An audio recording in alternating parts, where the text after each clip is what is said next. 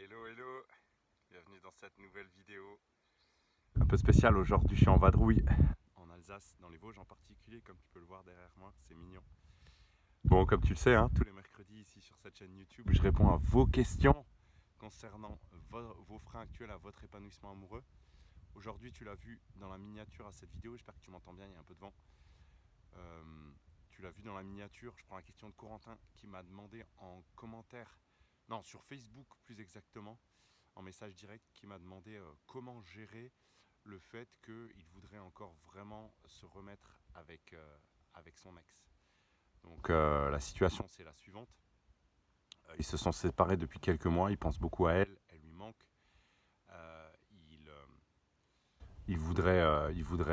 il espère encore que quelque chose se passe entre eux et il a du mal à avancer. Et donc il me demande quoi faire. Donc, comme tu le sais, j'aime bien mettre de la conscience sur la situation. Et premièrement, la question que j'ai envie de te poser, Corentin, c'est que tu identifies clairement l'origine de ton manque. Est-ce que ce qui te manque, c'est vraiment cette personne-là en particulier, ou est-ce que ce qui te manque, c'est le sentiment amoureux, le fait d'être important pour quelqu'un, que quelqu'un tienne à toi, tu vois. Ça, c'est une première bonne question à te poser. Parce que si effectivement c'est juste le sentiment amoureux qui te manque, alors tu ne lui cours pas, tu ne lui cours pas après pour les bonnes raisons. Tu vois ce que je veux dire? C'est un premier truc à identifier. Deuxième idée que j'avais envie de te partager, Corentin, et je sais que c'est facile à dire quand on ne vit pas ça, et beaucoup plus dur quand on le vit. Euh, Ce qui est important de dire à ce stade, c'est que ouvrir l'espace, ça permettrait potentiellement des nouvelles rencontres. Tant que tu lâches pas l'espoir qu'il puisse se passer à nouveau quelque chose avec ton ex, eh ben tu n'ouvres pas la place pour quelqu'un d'autre, pour une nouvelle rencontre. Tu n'acceptes pas ce vide qui te permettrait potentiellement de rencontrer quelqu'un d'ultra pertinent, peut-être quelqu'un qui te conviendra encore plus que ton ex. Tu vois, tu t'empêches de voir toi-même, tu t'empêches toi-même de voir les opportunités que tu as chaque jour d'interactions pertinentes qui pourraient déboucher vers quelque chose de beau, de sain et d'épanouissant pour toi. Donc, alors je sais que c'est plus difficile c'est plus facile à dire qu'à faire de, de lâcher son ex et de passer à autre chose.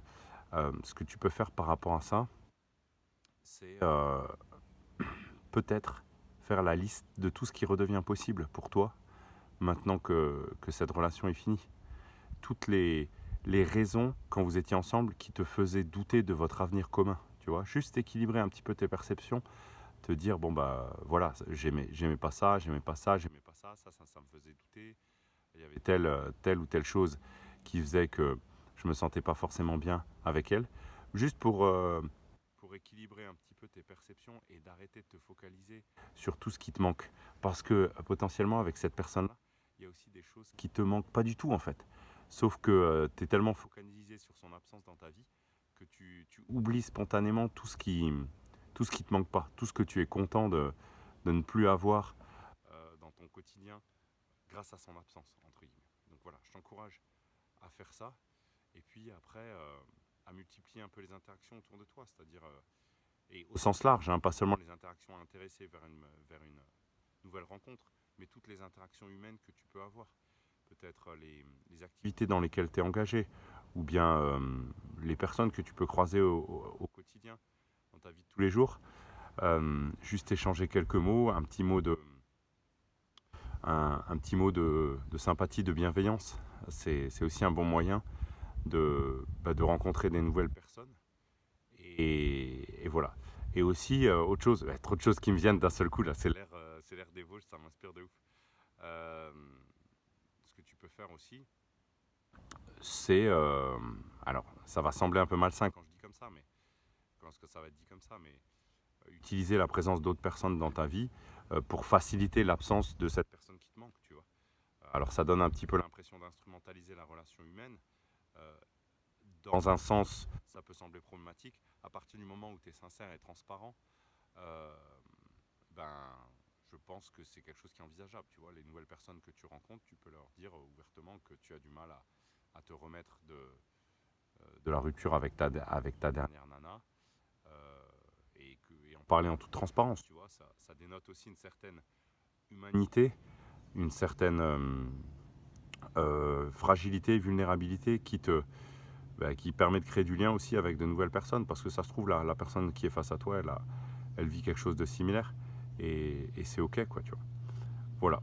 J'espère que ça t'aide, Corentin, les quelques idées que je t'ai partagées là. Donc, accepter le vide, multiplier les interactions sociales, ouvrir la porte à de nouvelles opportunités. N'hésite pas à rebondir en commentaire en dessous de cette vidéo si tu veux partager un petit peu tes ressentis par rapport à tout ça. Vous aussi qui regardez cette vidéo, n'hésitez pas à la commenter, à poser vos propres questions concernant vos freins actuels à l'épanouissement amoureux en dessous de cette vidéo ou de n'importe quelle autre.